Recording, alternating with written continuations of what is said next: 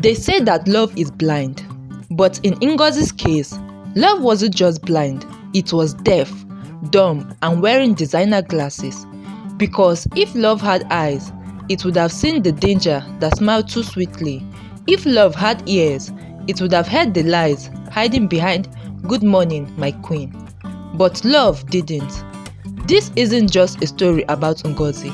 It's about every woman who ever mistook attention for affection. Every woman who ignored the red flags because she thought love would change him. Because when the devil wants to visit, he doesn't come with horns.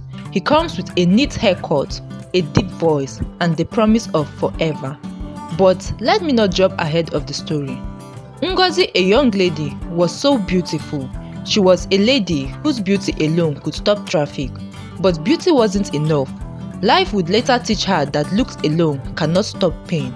Now, before everything went upside down, Ngozi was just an ordinary girl from a humble background. She lived with her mother and two younger brothers in a small but quiet neighborhood. Their house wasn't much. It was a small rented flat at the edge of the city, the kind of place where you could hear your neighbor sneeze through the walls. Her mother sold roasted corn and plantain by the roadside, and Ngozi worked as a tailor's apprentice. They didn't have much, but they had peace, and peace, my dear, is something money can never ever buy.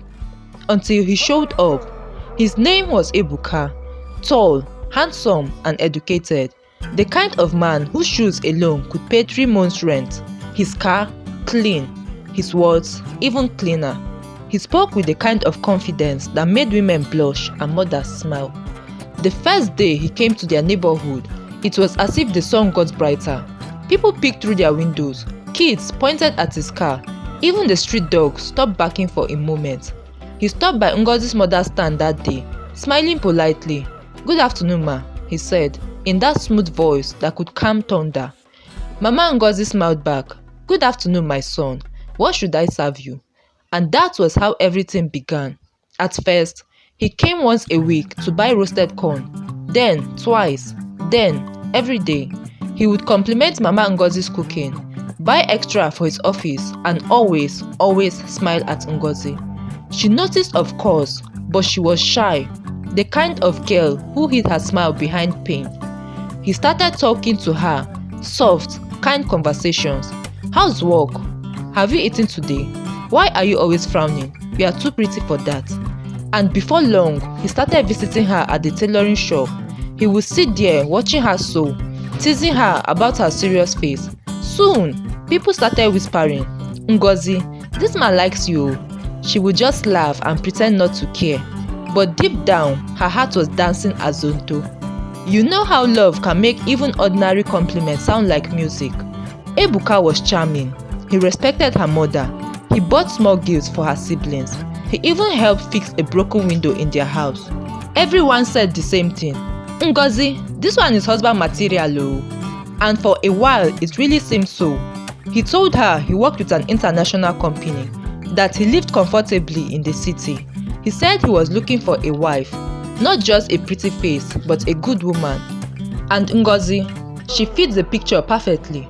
Their relationship blossomed. He took her out to restaurants she had never been to, gave her a smartphone, taught her how to use it. She started posting pictures of them online, and her friends envied her.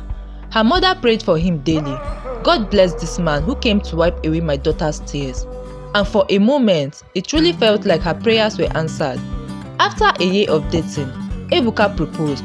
It wasn't one of those movie-style proposals with balloons and roses, but it was sincere.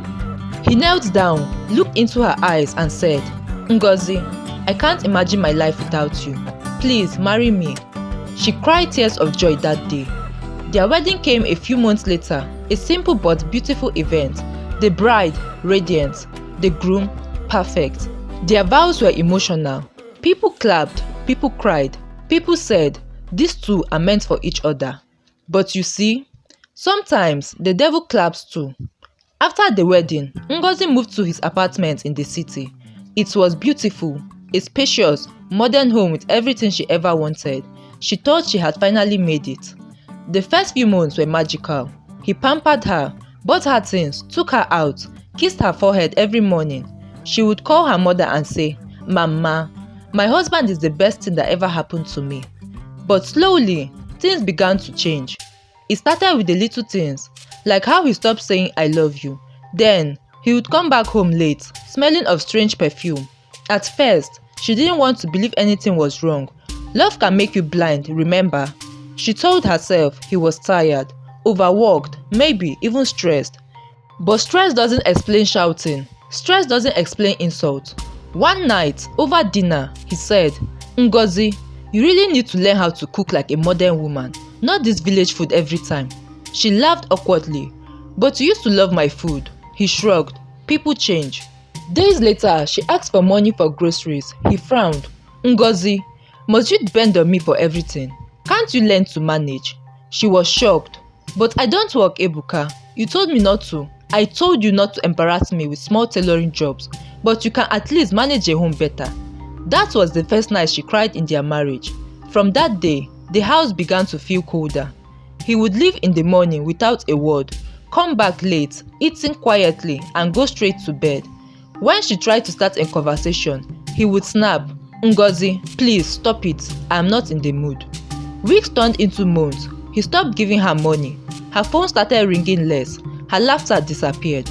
Ebuka even stopped the romance and lovemaking. It was a week since they were last intimate.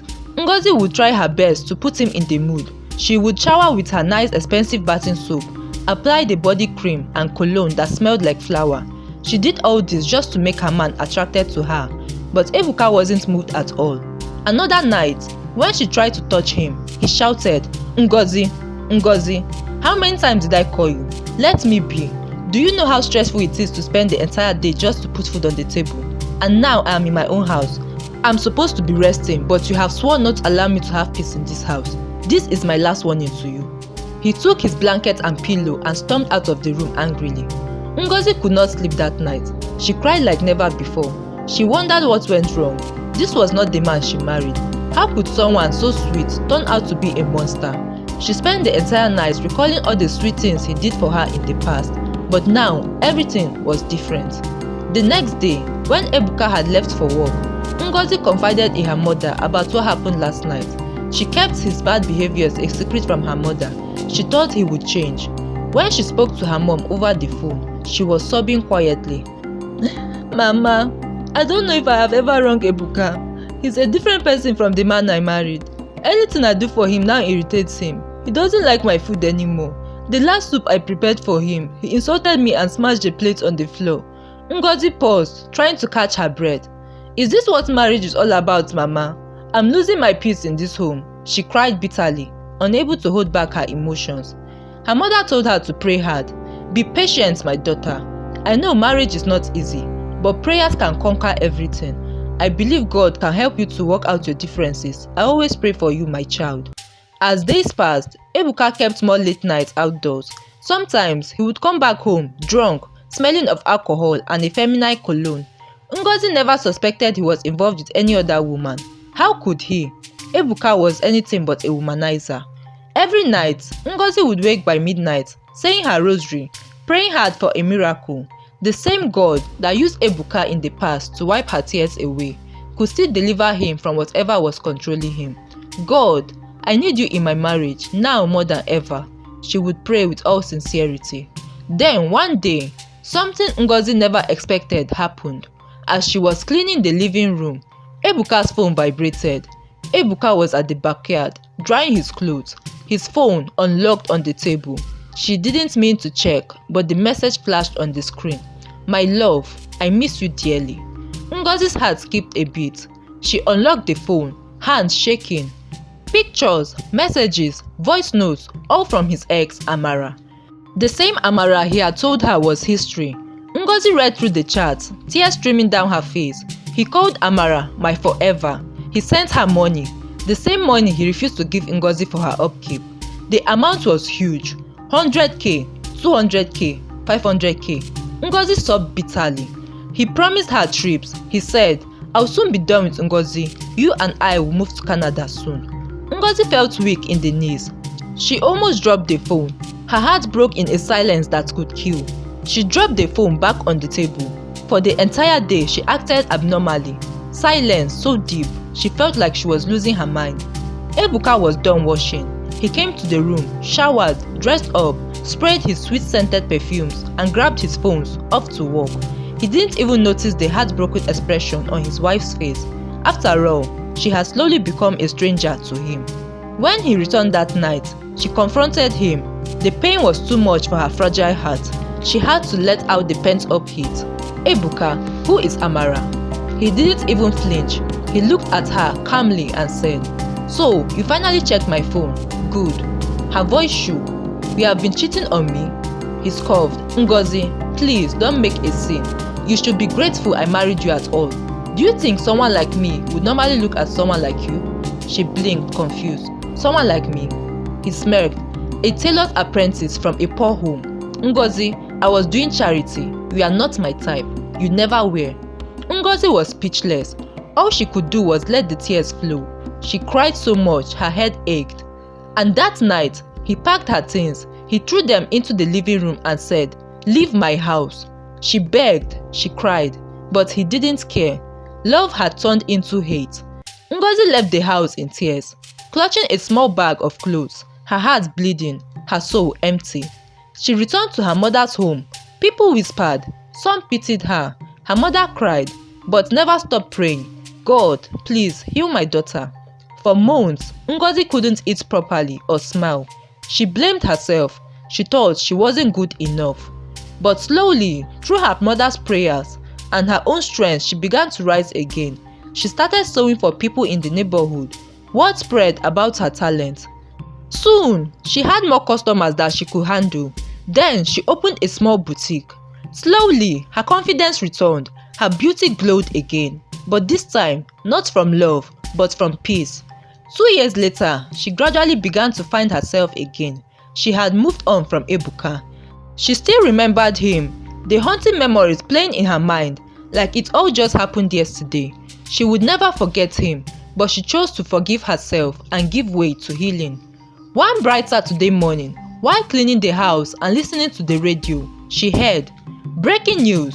Young businessman Ebuka Nnaji died in a car accident after losing control of his vehicle." She stood still. Her heart stopped for a second. Then she took a deep breath. She didn't cry. She didn't rejoice either. She simply whispered, "God, you fight for the broken." Years later, Ngozi's shop became one of the biggest in the area. She trained other young women. She spoke softly but wisely now. Whenever someone asked if she would marry again, she smiled and said, "I will, but only when love stops pretending." And in that smile, you could see the strength of a woman who had walked through fire and survived. Because sometimes, God allows a heartbreak not to destroy you, but to build you into someone unbreakable. The moral of the story: not everyone who says "I love you" means "I'll protect you." Some mean "I'll use you until you are empty." So, guide your heart, pray for direction, love with wisdom, and never forget, the devil never shows up with horns. He comes wearing a fine suit and a romantic smile. Hey fam! This is African Folktales by Vivy. I hope you enjoyed this story. Please do well to like and share with your dear ones. Don't forget to subscribe also. See you in my next story. Bye!